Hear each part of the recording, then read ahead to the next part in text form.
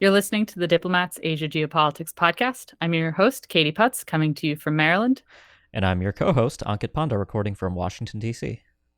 Today, we are going to be putting Ankit on the spot to discuss the latest developments on the Korean Peninsula. So over the last week, North Korea has fired more than 24 short-range ballistic missiles, hundreds of artillery shells into the waters surrounding the peninsula. It has also reportedly tested an intercontinental ballistic missile. At the same time, Pyongyang has denied allegations made by the United States that it's covertly supplying artillery shells to Russia, circumventing sanctions on Moscow over the invasion of Ukraine. And most worryingly, a nuclear test, what would be North Korea's seventh such test, is anticipated by many analysts, but the precise timing is a guessing game.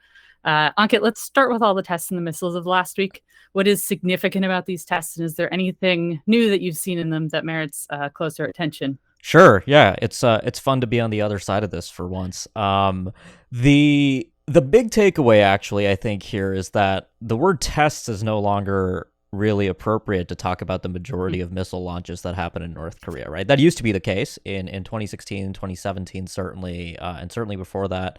Anytime North Korea launched a missile, it used to be a fairly rare event, generally speaking, and the North Koreans were usually doing it because they were genuinely pursuing new capabilities. And they're still doing some of that, but basically the bulk of the activity that you laid out, Katie, actually just corresponds to military exercises that the North Koreans are demonstrating to the United States and South Korea that they would have the ability to use ballistic missiles, cruise missiles in a very prominent and large-scale way in the course of a conflict. And why would they do this? We have seen an unprecedented increase in North Korean missile launches, right? I was in Korea last week, and I landed, and just a couple hours after I landed, these missiles started flying right through the airspace that I just traversed. So I was very happy to be on the ground. But what was just very surreal was watching the sheer volume of North Korean missile launches, right? They launched more missiles in the first 24 hours I was in South Korea than they used to in entire years. And so the main reason for this is they are responding to what they perceive the United States and South Korea to be doing, which is carrying out exercises of their own, which they view as rehearsals for an invasion of North Korea, right? And so the U.S. and South Korea have been very publicly talking up the activities that they're undertaking, which the North Koreans have reacted negatively to. And it's not just last week. I would argue that we're really now 9 or so weeks into this action-reaction cycle between the two Koreas and the U.S.-Korea alliance and North Korea more broadly. So I was going to focus next on the North Korean view of the military drills that United States and South Korea routinely carry out. North Korean state-controlled media referred to its recent barrage of what we're not going to call tests, but firings, I guess, as corresponding military operations in response to recently concluded joint military air drill between the United States and Korea. North Korea, as you said, views these as provocative. How do these drills between the U.S. and South Korea fit into that alliance in both a political and a military sense? And then are they provocative? Are they not provocative? Does it depend on where you stand? I'm curious about your take on that. Yeah, I mean, let me start with the provocation question, because it's an interesting one. And, I think American and South Korean officials get upset when people make this point that the North Koreans view the exercises, which they will correctly say are defensive exercises, right? In no universe are the U.S. or South Korea going to, out of the blue, one day invade North Korea. That is just simply not on the table. But the point is, the North Koreans, I think, genuinely do have a legitimate threat perception here, right? I mean, just I think the easiest way to think about it is this way, right? The North Koreans basically built nuclear weapons because they have a terrible conventional military, and the only way they hope to prevail in a conflict is by resorting to the early use of nuclear weapons, which can be deployed more cheaply and used to tremendous effect in the course of a conflict. So that's how they plan to offset their conventional military weaknesses. Meanwhile, the United States and South Korea, viewed from the North Korean vantage point, are overwhelmingly qualitatively superior in every regard when it comes to conventional military capabilities, right? They have better intelligence, surveillance, reconnaissance, more precise missiles, a whole range of sea and air-based platforms. In the case of many of these air-based platforms, which I'll talk about a little bit just because we're talking about the aerial exercises, the Vigilant Storm drills that specifically appeared to precipitate this unprecedented spate of North Korean missile launches. These aerial exercises involve things like F-35As, which are effectively invisible to North Korean air defense systems, right? So the North Koreans really don't like this because they also worry about things like threats from the United States and South Korea to take out their leadership, i.e., kill Kim Jong Un, which they find particularly threatening, given that the entire reason they have nuclear weapons is to preserve the regime. And so that's kind of the threat perception piece of this, which is basically the North Koreans don't want the US and South Korea to carry out any military exercises because they want their adversaries to be as poorly prepared as possible conventionally. And I think that's the reason the North Koreans react the way that they do. A secondary consideration is the old, consideration that was a big factor during the Cold War when the Soviet Union would complain about military exercises in Europe, and we have examples in many other cases that exercises could be a prelude to an attack. Again, that sounds ridiculous to those of us on the outside who fully understand that South Korea and the United States aren't just going to invade North Korea out of the blue, but that's the North Korean case. And then the role that these exercises play within the alliance, which was your first question.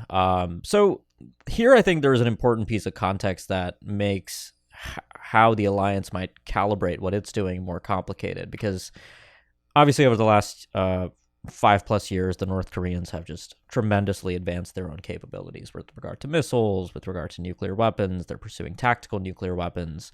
And in South Korea, we had a change of government this year where the progressive government, led by former President Moon Jae-in, which favored diplomacy and engagement with North Korea, left office, and we now have a conservative government that has a very different theory of engagement with North Korea. They are trying to pursue diplomacy, but they're also very much of the school of thought that the only way to make North Korea back down is to threaten to punish them and to demonstrate that the alliance is strong. The other factor is assurance within the context of the alliance. More South Koreans than ever want to build their own nuclear weapons or want American nuclear weapons to come back to the peninsula. They have doubts about whether the United States might defend South Korea in the context of a conflict. And so this is primarily what's driving the Biden administration's policy right now, right? They want the South Koreans to feel as if extended deterrence and assurance are working as they should. And a big part of that is very publicly talking about all of the things the alliance is doing. So in the case of Vigilant Storm, I mean, one of the things I noticed in the press was you had American officials basically saying that this year's exercise was going to be unprecedented in its intensity. They specifically said, I think, 1,600 sorties were going to take place, or something like that. And of course, when the U.S. and ROK moved on to carry out this unprecedented aerial exercises, the North Koreans responded with unprecedented missile launches, right? It's very much a tit for tat. And I'll stop talking in a moment, but the tit for tat thing I think is really important because Kim Jong-un outlined how he basically publicly said last year that the way in which he was going to approach the United States and South Korea was through the aegis of power for power, right? Which in his way, I think, was saying tit for tat, that anytime the U.S. and South Korea demonstrate military strength on their own part, North Korea would respond in kind. And so that's all playing out. The big concern here, of course, is misperception, miscalculation, potentially precipitating a broader crisis, which is something that I don't think we can rule out. So, I want to move to diplomacy next. You touched on this a little bit with the change of administration in South Korea. And then I think I would throw in the change of administration in the United States from the Trump administration to the Biden administration changed how both approached the North Korea question.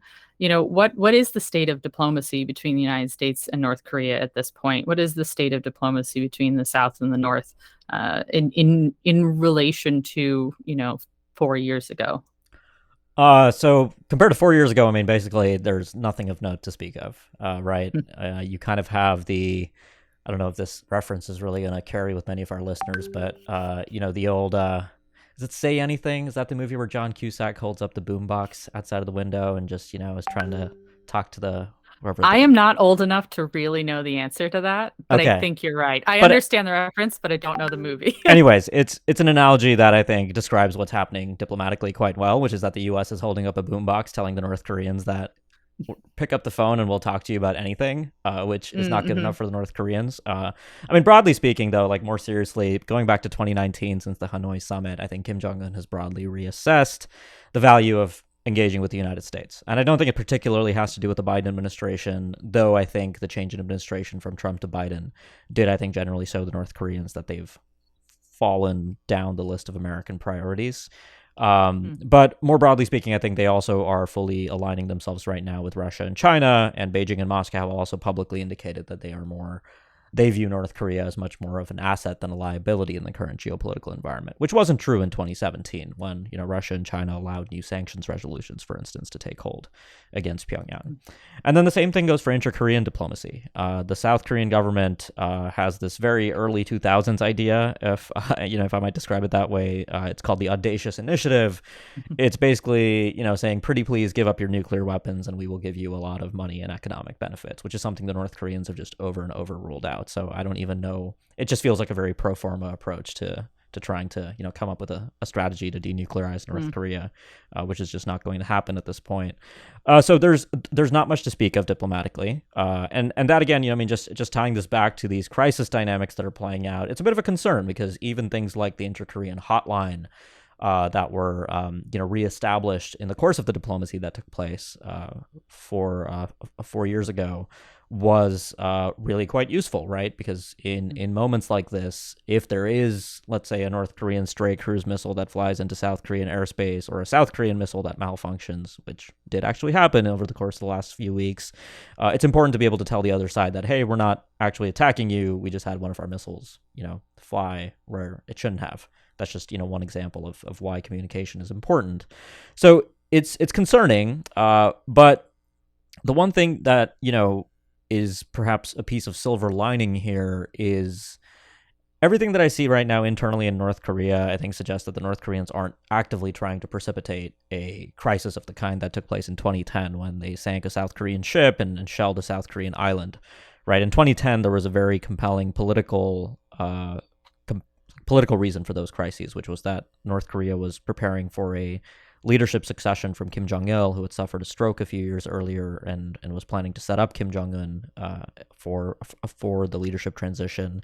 And Kim, it said, was sort of overseeing those military operations to sort of establish his bona fides with the North Korean generals, the graybeards, so to speak, that surrounded Kim Jong-il. Right now, this power to power mantra that Kim Jong-un has laid out basically just suggests that they're going to keep going, tit for tat and perhaps not escalating beyond that in a way that might actually precipitate a broader conflict. So that's the little bit of silver lining that I can offer here, but it's still obviously a very fluid situation. Mm-hmm. And so I want to pivot for just a moment to the Russia-North Korea relationship. And this is in part inspired by, and this is a little aside and a trivia fact for everyone, North Korea is one of 3 countries that borders both China and Russia. The other 2 are Mongolia and Kazakhstan. It was a Jeopardy final answer a few weeks ago, so everybody can take that to their trivia teams. But the reason I ask about this is this week, North Korea denied allegations that the U.S. Made that it's covertly supplying Russia with artillery shells. U.S. says North Korea is obscuring these shipments, funneling them through the Middle East, North Africa.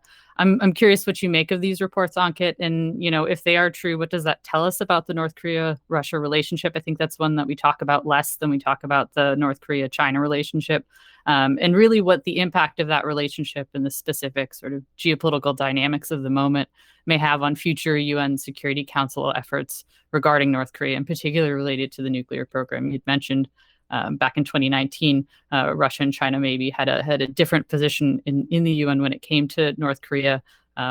What's that like in the world of 2022?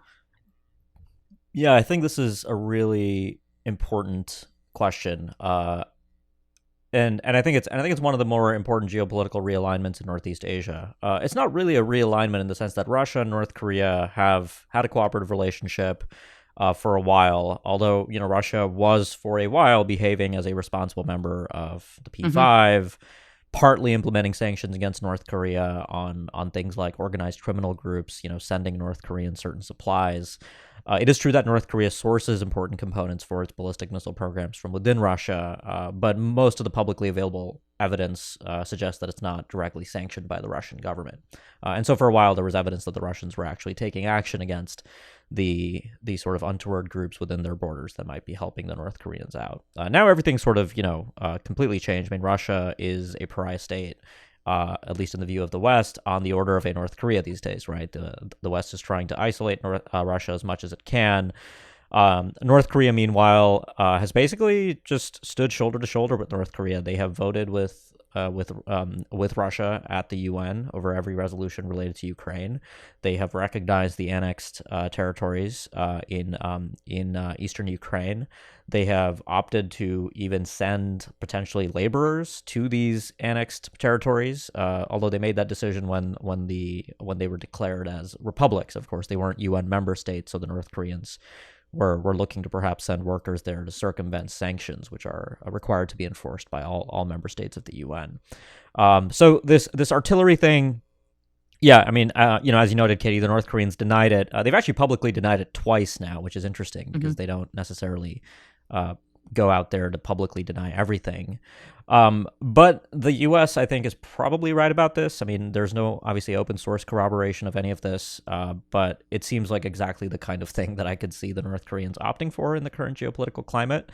The quid pro quo makes a lot of sense, right? It's not that the Russians are going to run out of artillery, it's just that they need to sustain their sort of national stocks at certain levels. In the case of a broader war in Europe, for instance, between Russia and NATO, so they can't just blow everything on Ukraine. So they're probably using reverse compatible artillery shells that the North Koreans are actually able to produce themselves to sort of backfill their stocks is what I think is happening here. And it's not just artillery shells, it's also unguided rocket artillery based on the initial public reporting.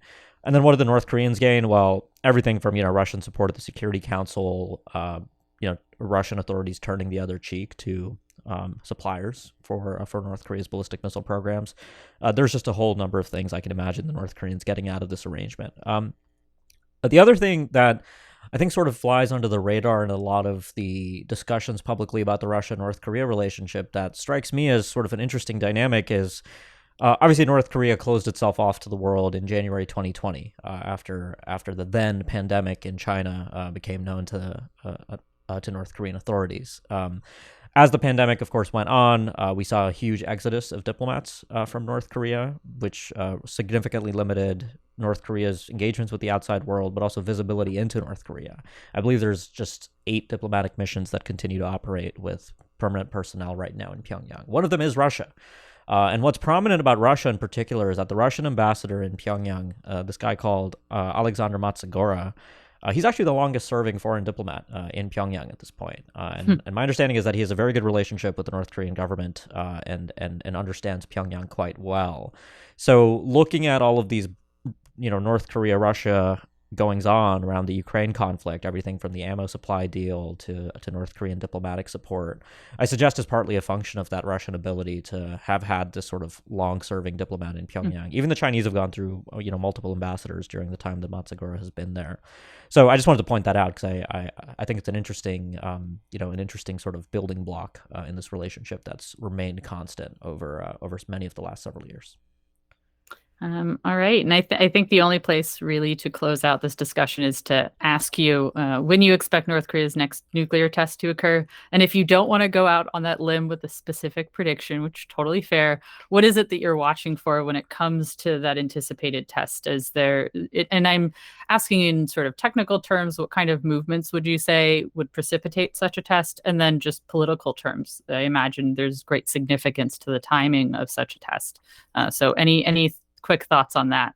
Yeah, well, we just passed the date range that South Korea's National Intelligence Service had anticipated for a possible nuclear test, and so they clearly got it wrong. And I think that more broadly, kind of gets to one of the issues that I think I have with predicting North Korean behavior. I think predicting North Korean behavior at the strategic level, I think, is actually very doable.